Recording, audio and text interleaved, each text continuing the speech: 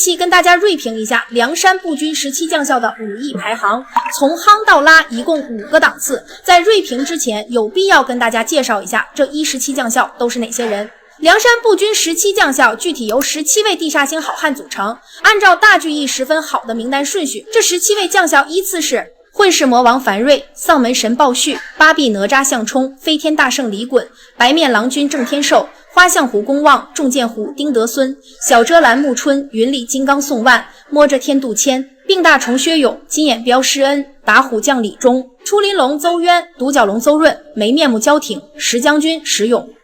总的来说，梁山步军17将校是梁山步军头领中最基础的力量。虽说他们的整体战斗力比梁山10大步军头领差了一大截，但要是少了这支队伍，梁山步兵团就不成体系了。况且这17位将校在步战辅助与埋伏作战中发挥着重要作用，可以说这也是一支不可忽视的力量。尽管其中的某些人在战场上不堪一击，但炮灰也是灰啊，总比没有强。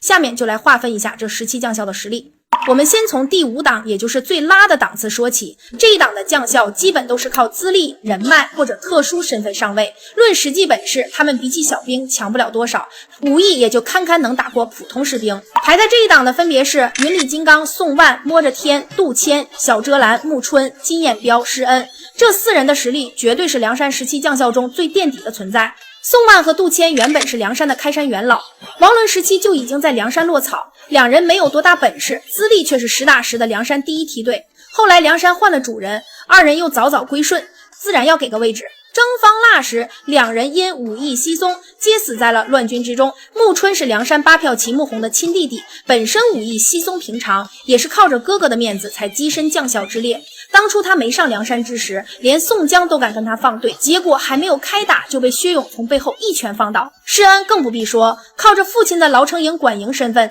在快活林开店赚钱，本身也没有什么真功夫，被蒋门神一顿胖揍，就2个月起不来床。后来上了梁山，也是全靠武松的面子才有了一席之地。然而上了梁山之后，他就跟个透明人一样，没有立下任何战功。征方腊时，因为不识水性，跟着水军作战时落水 over 了。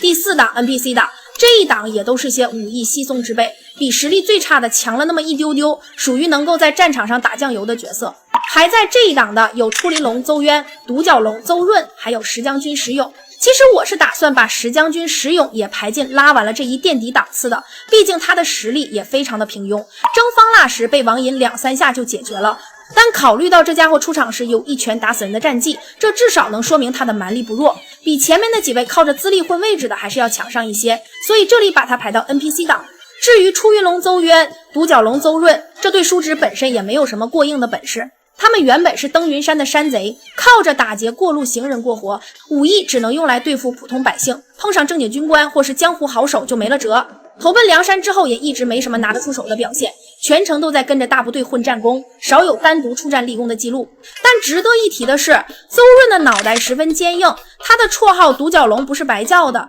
书中介绍说他脑后生着一个肉瘤，但凡和人争闹，兴起来一头撞去。有一次他一头撞折了涧边一株松树，看得围观的人都惊呆了。这也算是一项特异技能了。而且要知道，邹润是17将校中极少数能够在征方腊结束后幸存的一个将领，说明他还是有一定的防身能力的。另外，这叔侄俩曾在征方腊时与孙立、黄信一起围攻王银，期间两人都没有被王银杀掉，这倒是让人挺意外的。说白了，他们在战场上能凑个数，不至于上去就死，因此可以归到这一档当中。第3档次，人上人属于能打但不出彩的平庸档。这一档的将校有一定的武艺底子，遇上普通官军强盗能稳压一头，但碰上天罡级别的高手就只能很快落败。排在这一档的一共有5人，分别是打虎将李忠、没面目焦挺、白面郎君郑天寿、花象虎公望、重剑虎丁德孙。先说打虎将李忠，他曾经做过史进的开手师傅，后来还打败了周通，当上了桃花山大头领，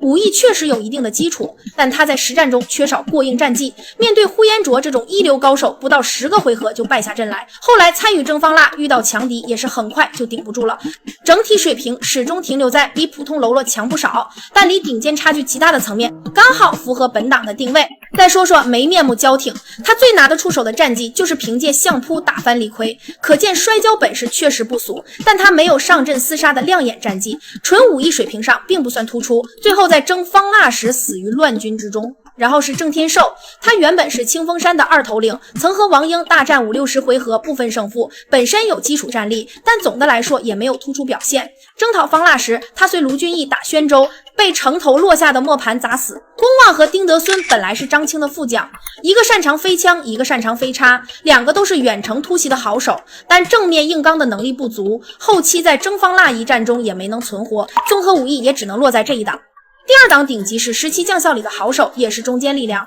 这一档的作战能力已经够得上普通猛将的标准了，但与真正的猛将比起来，差距还是有的。入选这一档的有3个人，分别是丧门神鲍旭、八臂哪吒项冲、飞天大圣李衮。这3人是梁山步军里出了名的敢死猛人，也是李逵的标配副手。鲍旭原本是枯树山的寨主，天生好杀，使一口宝剑跟着李逵冲锋陷阵，从来没掉过链子。项冲和李衮一个使团牌标枪，一个使团牌飞刀，两人配合起来进退自如，与李逵、鲍旭组合在一起，堪称战场绞肉机，小兵的噩梦。总的来说，这3人的本事比第3档的将校强出不少，但缺点也很明显，就是都偏重于冲阵乱杀，正面单挑的能力不算出色，也没有亮眼的独斗硬战技，因此都不算一流高手。最后第1档属于步军将校里的战力天花板，此一档足以与梁山步军10大头领碰瓷，而混世魔王樊瑞可入选此档。樊瑞原本是芒砀山的寨主，他一出场就具备呼风唤雨、腾云驾雾的旁门左道之术，其法术本领仅次于公孙胜。而众所周知，法术是强于武艺的，武艺再高也挡不住法术的穿刺。樊瑞既能凭道术斗法破敌，也能靠武艺近战输出。书中介绍说，他惯使流星锤神出鬼没，像流星锤这种软兵器没点真本事根本玩不转。在实战方面上，樊瑞曾和梁山大军对阵，杀得史进等好汉败退，足见其本事不俗。后来他跟随公孙胜学习五雷天心阵法，道行越发精进，征辽讨方腊时多次做法破敌，立下不少功劳。论综合实力，樊瑞作为梁山步军17将校之首，实至名归，必须给到他夯。